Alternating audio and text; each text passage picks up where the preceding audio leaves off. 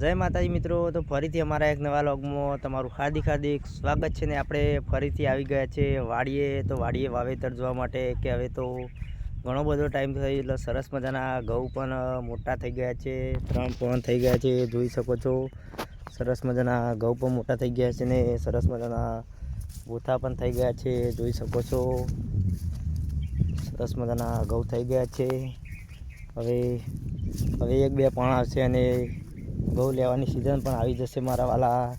અને એરંડા પણ સરસ મજાના આપણા થઈ ગયા છે અને એરંડાનો એક ઉતારો પણ કર્યો છે. થોડી જગ્યાએ બધા નાખ્યા છે. જોઈ શકો છો સરસ મજાના એરંડા થઈ ગયા છે. જોઈ શકો છો ખેતરની મોજ મારા વાલા. અને ઘઉં પણ સરસ મજાના થઈ ગયા છે અને એરંડા પણ સરસ મજાના આપણા થયા છે. જુઓ બધા મિત્રો, તમને બતાવીએ અમારે અહીંયા અવની 11 બિયારણ અહીંયા વાવવામાં આવે છે અને ઘઉં પણ સરસ મજાના થઈ ગયા છે. અને હમણાં જ હજુ થોડા દિવસ જ થયા અહીંયા પાણી પાયેલું છે ઘઉંને. જોઈ શકો છો સરસ મજાનું ખેતરની મોજ તો મારા વાકલા આખી અલગ જ હોય છે. તો વિડીયોમાં બન્યા રહેજો. અને જે મિત્રો આપણા વિડીયોમાં નવા જોડાય તો વિડીયોને લાઈક અને ચેનલને સબસ્ક્રાઈબ ના કરી હોય તો સબસ્ક્રાઈબ કરવાનું તો ભૂલતા જ નહીં. અને સરસ મજાના બોર પણ આવેલા છે તે પણ તમને બતાવીએ. અને રોણ કેવી હોય છે, જે નાની રોણો આવે છે તે પણ તમને બતાવીએ. તો વિડીયોમાં બન્યા રહેજો. જોઈ શકો છો બધા મિત્રો સરસ મજાનું ઘઉં થઈ ગયા છે મારા વાલા. એરંડા પણ સરસ મજાના થઈ ગયા છે. અહીંયા પણ ઉતારો નાખેલો છે. જોઈ શકો છો એરંડાનો. ઘણી જગ્યાએ તો એરંડાને એવું કહેતા હોય છે કે એરંડા વીણવા જઈએ એટલે એરંડા ઉતારે તેના વીણવા જઈએ. અમારે અહીંયા એરંડા ઉતારવાનું કહેવામાં આવે ને ઘણી જગ્યાએ વીણવા જવાનું કહેતા હોય, ઈંડા ઉતારવાનું. તો તમારે ત્યાં ઈંડા ઉતારવાનું શું કહે છે તો મને કોમેન્ટમાં જણાવજો બધા મિત્રો. જોઈ શકો છો આપણે તમને બતાવીએ કે આજુબાજુ ખેતરમાં બધું કેવું વાવેતર છે. તો વિડીયોમાં બન્યા રહેજો. જોઈ શકો છો બધું સરસ મજાનું ખેતરનું લોકેશન છે. હવે આપણે આવે છે ઇન્દુભાઈની વાડીએ. તો ઇન્દુભાઈની તુવેરો પહેલાં લોક બનાવ્યો હતો ત્યારે તો સારી હતી, હવે તો તુવેરો પણ ખતમ થઈ ગયો એવું લાગે છે મારા વાલા. જોઈ શકો છો. અને અહીંયા સરસ મજાનો લસકો અને ચીકુડીને એવું બધું વાયેલું છે. જોઈ શકો છો લોકેશન સરસ મજાનું છે ખેતરનું. તમને રોણ પણ બતાવીએ અને 2 મૂળા મોકલાવું મારા વાલા. જોઈ શકો છો મૂળા પણ આવેલા છે. તો 2 મૂળા મોકલાવું મારા વાલા. કહેજો કોમેન્ટમાં, મોકલાવી દઈએ મારા વાલા. સરસ મજાના મૂળા પણ થયેલા છે. અને મેથી પણ છે. જોઈ શકો છો લસકો અને મેથી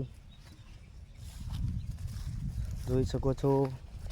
અને આ છે ખીલ. તેમના તો કાલે ફોજિયા બનાવ્યા હતા મારા વાલા.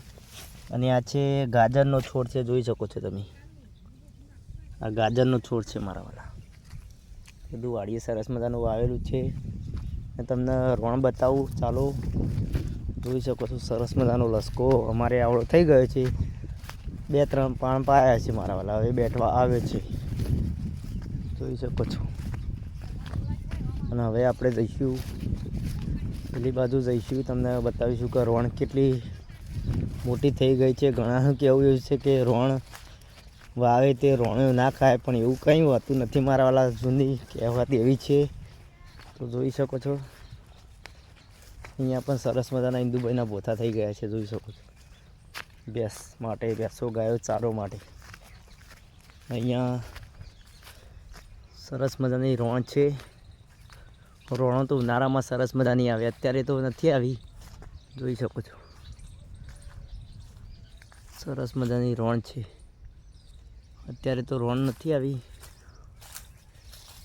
જોઈ શકો કેટલી મોટી રોણ છે. ઘણા વર્ષ થયા તારે આવડી થઈ છે. 15-20 વર્ષથી વધારે હશે મારા કહેવા મુજબ. તમારા કહેવા મુજબ કેટલા વર્ષની હશે કોમેન્ટ કરજો મને. સરસ મજાના બોથા થઈ ગયા છે. ને અહીંયા બોર પણ આવેલા છે. જોઈ શકો છો કાચા, તમને બતાવીએ.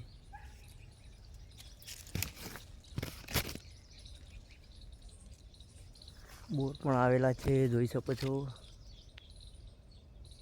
2 કિલો બોર મોકલાવું મારા વાલા, કોમેન્ટ કરજો.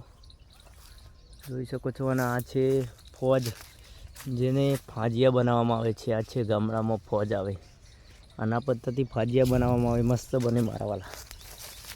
જોઈ શકો છો બધું.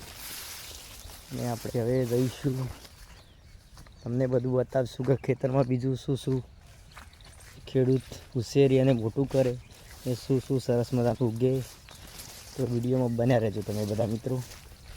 આ છે મેથીયું, જે આપણે મેથી ગોટા બનાવીએ તેની માસી કહેવાય અને મેથીયું કહેવાય મારા વાલા.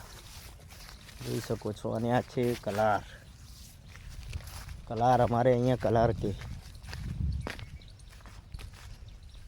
અને એરંડા પણ સરસ મજાના થઈ ગયા છે, જોઈ શકો છો. આજુબાજુ ખેતર આપણે જ છે સામેની બાજુમાં.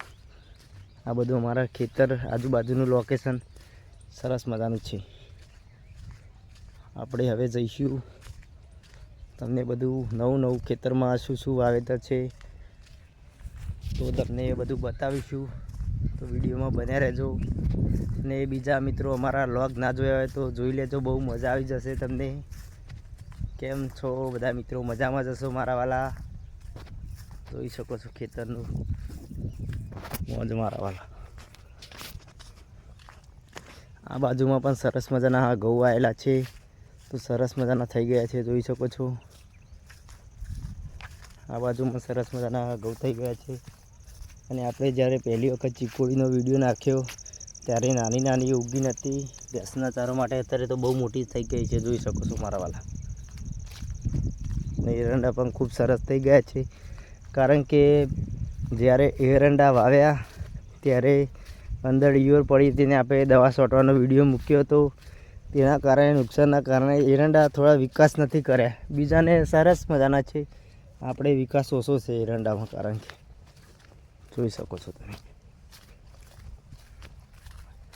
ચીકુડી પણ સરસ મજાની થઈ ગઈ છે. અને સામે છે વાંદરાની મોજ છે મારા વાલા. ખેતરમાં તો વાંદરાની મોજ છે, જોઈ શકો છો તમે. ઉકા હૂપ વાંદરાની મોજ છે મારા વાલા, જોઈ શકો છો. આ મારા ગામડાના ખેતરોની મોજ મારા વાલા, કંઈ ના ઘટે, જોઈ શકો છો. અને આ છે એડુસો, તેનું પણ કંઈક દવામાં કામ આવે છે મારા વાલા. તેમનો રસ પીવાથી એડુસી અને એડુસો પણ મજા આવે. એડુસી જો તમે ખાંસી ઉધરસ થઈ હોય તો તમને મટી જાય, તે પણ આપણે લોગ બનાવે તો જોઈ શકો છો. સરસ મજાના આ બાજુ પણ ઈંડા સરસ મજાના થયેલા છે જો. ને આ બાજુ તો કેટલા બધા મોટા ઈંડા થયેલા છે. તો આને તો ઉતારવા માટે ટેબલ જ જોઈએ મારા વાલા, જોઈ શકો છો તમે. અને અહીંયા અમારા ગામડામાં શેઢા ઉપર ભૂથા વાવવામાં આવે કે ખેતર ખેડાઈ જાય તો ભેંસને ચાર પૂળો મળી રહે મારા વાલા, જોઈ શકો છો. અને આ કેવું ઘાસ છે જુઓ તમે, એકદમ લાલ છે મારા વાલા. અને બુલેટ ઘાસ કહેવામાં આવે છે, અને બુલેટ ઘાસ કહેવામાં આવે છે, જોઈ શકો છો.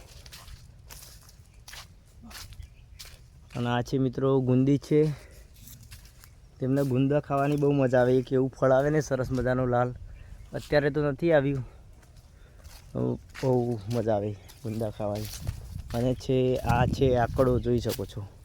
થોર રાજસ્થાનમાં અલગ થોર આવે, કાંટાવાળો થોર આવે. અને આપણે આ બાજુમાં મહેસાણા બાજુમાં અને ગુજરાત બાજુમાં પેલો થોર હોય છે, કારણ કે રાજસ્થાન બાજુમાં પાણીની તકલીફ હોય એટલે પેલા થોર હોય છે, જોઈ શકો છો મારા. સરસ મજાનું બધું છે ખેતરની મોજ.